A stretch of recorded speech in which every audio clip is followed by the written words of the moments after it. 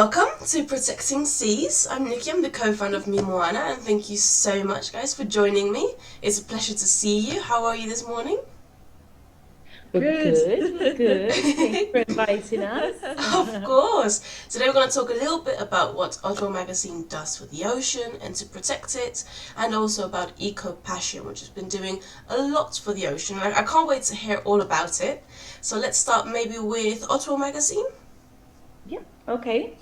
So O2 magazine has been around for nearly 4 years now. We're going to be four in August. And to be honest, O2 magazine is just to bring out, it's a publication that goes out every month, based on its focus on the environment and how to protect a natural space, sustainability, anything that's got to do with protecting nature. And that's what O2 magazine is all about. So obviously within that comes the oceans as well.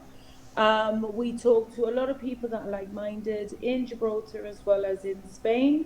And the magazine is available worldwide, and it's free of charge. So whoever wants to have a look for it, it's on there. And that's pretty much what we do. So we deal with a lot of environmentalists within the area, as well as we talk to some that are from UK. We also have a lovely gentleman that writes a piece for us that's based in Canada. The magazine is bilingual, so it opens up a lot of avenues in that way. So that's pretty much the focus on O2 magazine. We have a space as well for news shorts and for culture and green to help people build up their knowledge on different, sustainable products or different technological advances that's been going on. And the culture and green does a lot with events and stuff, doesn't it? Exhibitions and shows and like you said, technological shows that go around Spain or just to get companies together who are doing more for the environment. That's amazing. So why did you start doing it? Because you wanted more attention towards the nature, or why did you really start doing it? Why did I start doing it? My main focus is, I'll always say it, is my children. I get worried about the world that I'm leaving behind and that they are being brought up in. And that's pretty much the main focus for me. I need to protect, it's like I always say, we always protect our children, don't we? We like to protect them when they're young, and we want them to be, and to help them out with anything. But we need to look at the long term and what are we doing for the long term. So that's pretty much where O2 magazine came along. I was pregnant with my youngest and stopped the rush of life, as to say, I was very pregnant and switched on the news and panicked. Pretty much what happened. And then I'm like, what am I doing? What world am I bringing this baby into? Yeah, yeah. So the panic and the anxiety, which is real, climate anxiety is real. That came, and O2 magazine was born from then. Well, I think that's one of the most beautiful reasons to do this, isn't it? For your children, to give them a better future. I think it's the most passionate reason as well, because it will really help you to achieve that goal, because it's for something so close to you, which is beautiful. Yeah. It's what we do, right? I think anybody would be doing the same. I'm lucky enough that I've been able to do this, and my passion is my work, which is, you can't really liken it any more than that. Exactly. So it's a little grain of sand that anybody can place in the world, and I think that's pretty much what we need to do. Amazing. And protecting nature and the oceans, it doesn't just consist of cleaning or striving in an active way, but you can also write about it or have people read certain things about it, so it maybe gives them a different point of view, a different view on what is happening, because not everyone, of course, can join a cleanup event. We've got them once every month on a Saturday. Maybe people are working, or they've got children, or they can't keep up for an hour walking along the beach. It can be any reason. But then you have a magazine which you can read at home from a very comfortable place, and just read it and see what's happening, which is much better than watching the news, in my opinion. With everything that's going on now. There's so much going on. With OTWO magazine came along a lot of different opportunities. We got to know a lot of amazing people throughout it. I mean, everyone is like-minded in that way, which is great. You get to know a lot of different innovations, different technologies that we've been talking about. But as well, I got to know Sarah Spencer, who was is a lovely lady, and she was running EcoPassion at the time. So Sarah Spencer was in Spain, and I met her in Estepona one day when she was doing sort of an eco sort of market. And I went over and I chatted to her, and that's where EcoPassion came into with OTWO. So we were dealing with Sarah Spencer. We were working with her along to kind of promote her goods and her products that she's got. And that's how everything kind of meshed together. Sarah's now moved back to UK, and we were given the opportunity to take that on as well. So we thought, well, you know, it's great to be able to showcase how you can protect the environment, how you can, you know, reduce your plastic use and all that stuff. But how great is it to be able to give the opportunity and give the products as well at the same time? So hence EcoPassion started. That's amazing.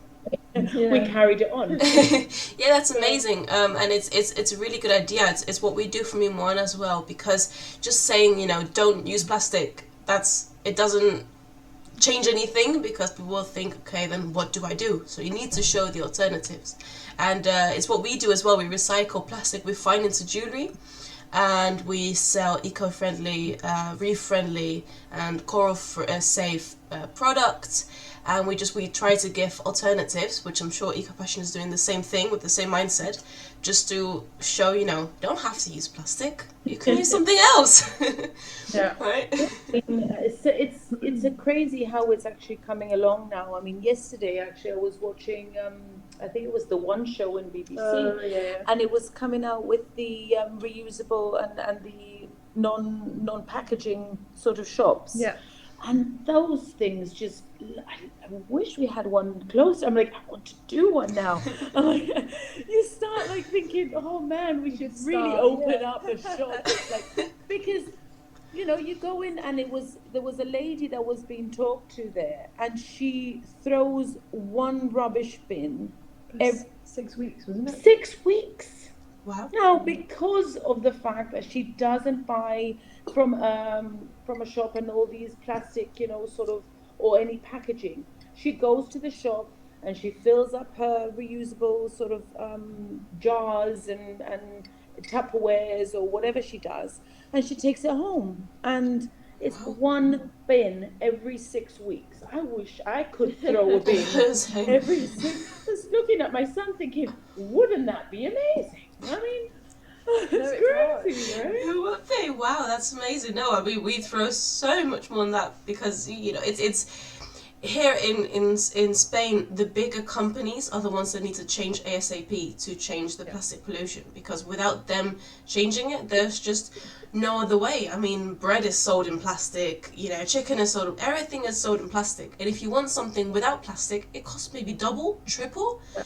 It's just, it's that mindset, okay, you know, plastic is cheap, it's easy, so we're going to sell it, and it doesn't improve in any way, obviously, in the plastic pollution. So for us to then start cleaning the beach, you know, we think it's helpful, but the week after that it's just back, because the bigger companies, they will not reduce their plastic, which is just.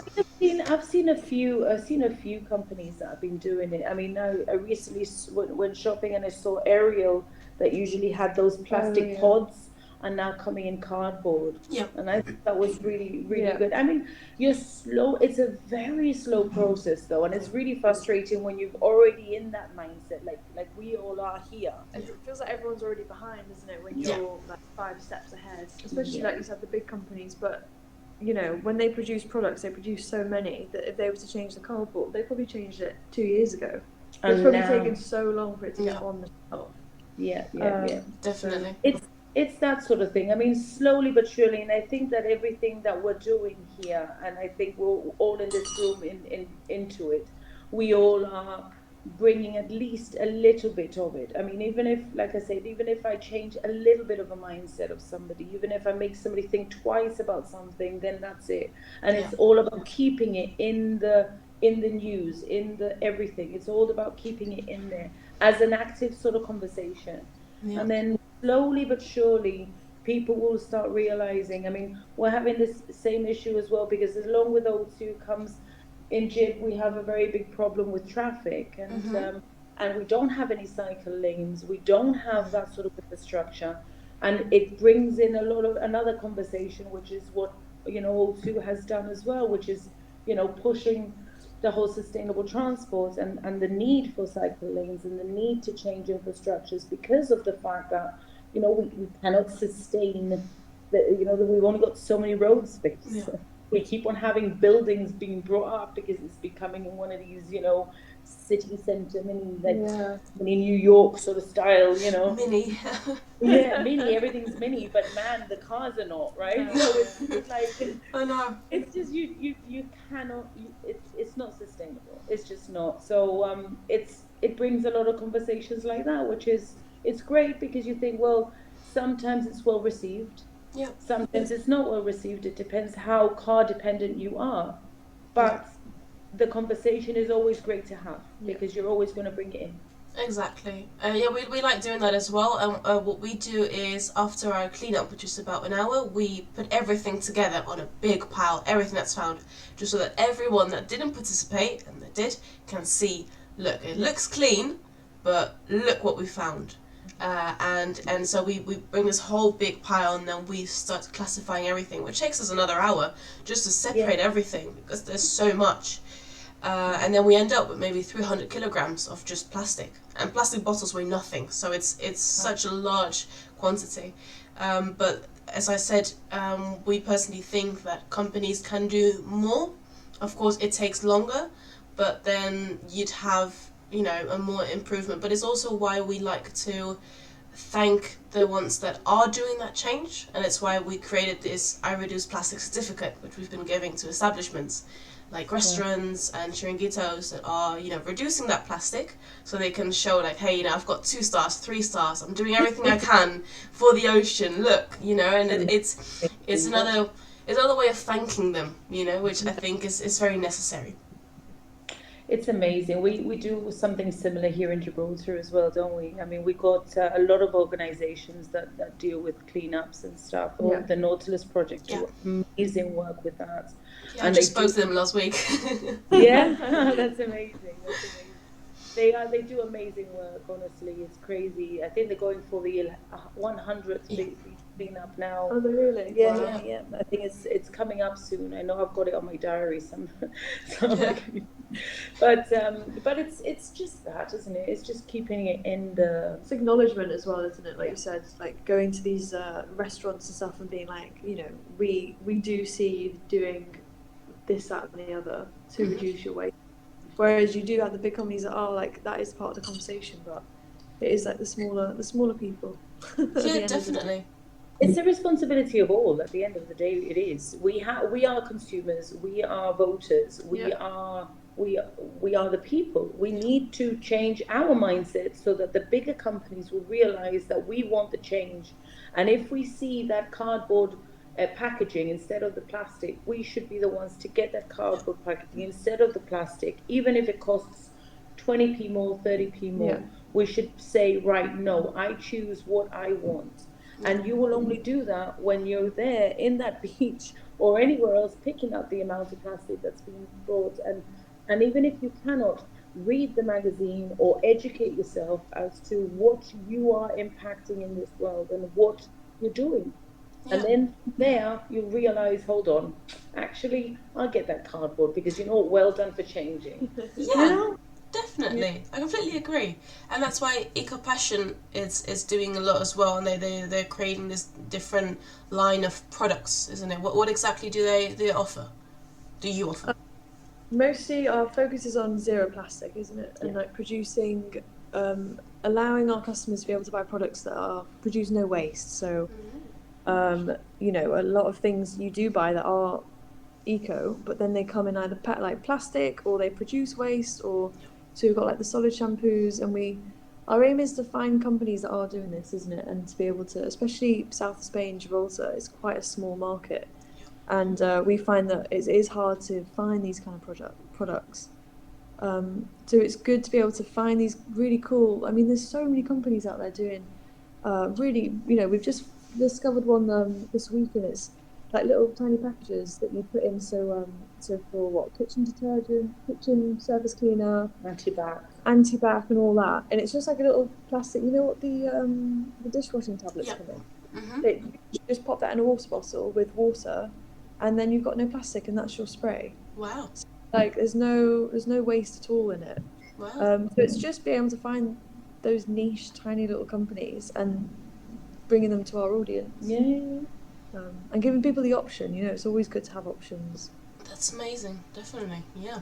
We definitely miss that here, because it's become normal to sort of buy always the same thing, and everyone has the same things because it's all in the same supermarkets. So it's sort of become very normal to have, you know, plastic and everything in your house. And then when we actually start looking in our fridge and think, oh my days, it's full of plastic, that's when we start to realise. But it's good to give people that option, because we don't have it. No. We definitely don't. No. Not to the extent that countries like the UK or, you know, they have it. Yeah. So no, it's good. That's the goal at the moment, isn't it? It's all that, yeah. It's trying to get the markets, the good products in that are good alternatives, cheap alternatives, because we know that trying to go sustainable can be a bit costly as well. So trying to find the best, cheapest alternative to our market is the way to go. I mean, we've been talking to a lot of people that do like homemade soaps and homemade shampoos as well, which is great because it lessens the carbon footprint as well, because you don't have to have the postage. So our focus as well is to bring in people that are doing things maybe in different areas in Spain and bring it over. So keeping the market quite close as well is our main thing. And sometimes you can do it, sometimes you can't. Obviously, this product that Monica was saying with in the sachet of biodegradable kind of product is not something that's done locally, so it's done in UK, which is at least is not as bad as doing it somewhere in Asia or something like that. You'll have to buy it. So it's just to bring in different alternatives, and we're going to a lot of markets now, which we're loving because you can see the face to face. So EcoPassion is online, so we do have an online shop that people can buy from and can visit and can chat to us and all that stuff. But we also have markets that we go in once a month and whenever we're invited around the area, which is nice because you can actually have that chat. We also have a lovely range, don't we, of Upcircle as well. They do lovely sort of face creams and beauty products. Oh, wow. Done from it's like the byproduct of the food industry. So they think their first product was like a caffeine face serum. So it's all done with all the waste that comes from like coffee beans and stuff like that, and coffee granules. And then they moved on to like there's like balm with apricot stone. So like the stone of an apricot, all that gets completely wasted, and they've decided to turn it into like face balm. So it's so you can have beauty products, but also less waste, and it's all, you know, glass packaging, and it's like thinking of every single step of that product, isn't it? It's like the shipping, the packaging, the refills, the product that goes in it. So it's all those boxes. That's amazing. Wow, you guys are doing really an amazing job. I mean, we haven't heard as much of EcoPassion yet, because, as I said, I think it's very normal now to go with plastic, and that's just sort of the common thing. So when you hear when there's an organisation or a company that does these things, then it's not very quick to spread on the coast, because we've got such a big country. So I think it's really important that, you know, that I think it's nice that I was able to sort of spread it a little bit more for you. Oh, thank you so much. No, thank you. I mean, you're doing an amazing job, and I think it combines perfectly with me, Moana, as well. Goes really well together. done a lot of articles with me, Moana, as well, and O2. We've always like to spread the word. So I mean, it's great. You guys are doing an amazing job over there. You really are. Thank you. Thank you. But there's always more to do. Definitely always more to do. Always, I know. Never stops. No, never, unfortunately. There's always plastic. Alright, ladies. Well, Monica, Vanessa, I had an amazing time talking to you. Thank you so much for telling us a little bit more about what you do and your ideas about everything. And I know we'll have the same mindset, which is to get rid of that plastic ASAP. Hopefully with this, some more companies will have the same mindset as well. So thank you so much, and also for spreading, of course, the word in your magazine. You're giving the chance to the little ones like us. So it's definitely a pleasure. Honestly, you guys are doing amazing, and anything that we can do to help each other out, you know where we are. Definitely. All right, ladies. Well, thank you so much. Thank you. And next week we've got a new podcast and vodcast. We're going to talk a little bit more about protecting the seas with another mystery guest. So I hope you check it out. Same place: Spotify, Deezer, Buzzsprout, YouTube. Just come and check us out every Tuesday, and I hope to see you then.